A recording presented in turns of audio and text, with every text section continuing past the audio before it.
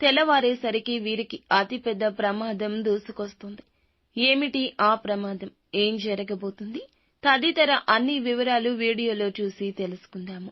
Video నచ్చితే తప్పకుండా ఒక చిన్న లైక్ చేసి మమ్మల్ని సపోర్ట్ చేయండి.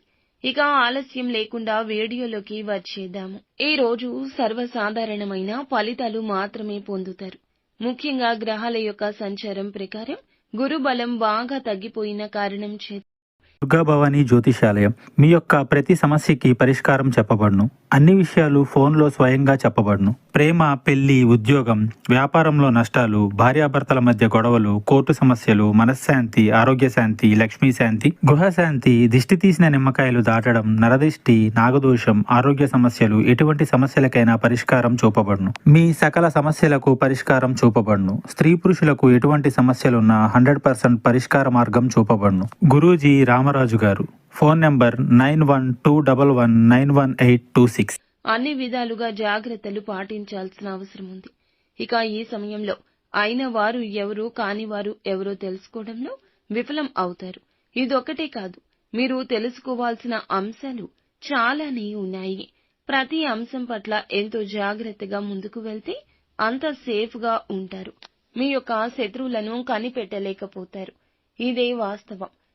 నిజాలు తెలియక వారితోనే చెయ్యి కలపాల్సి రావచ్చు.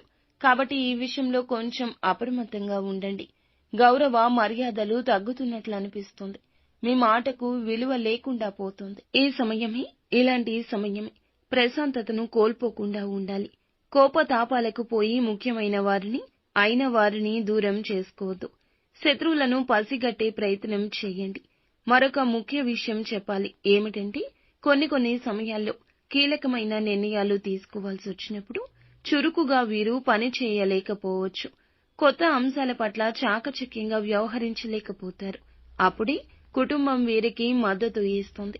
జీవిత భాగస్వామి యొక్క సాయం ఎనలేనిదని చెప్పొచ్చు. దీని మూలంగా వివాదాల్లో చిక్కుకోవాల్సి వస్తుంది.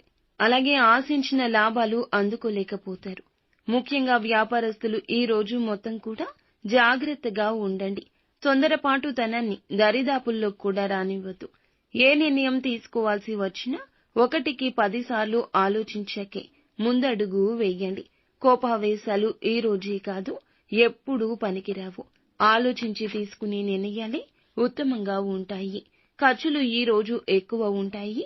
ఇవన్నీ కూడా ఉపయోగపడే ఖర్చులే.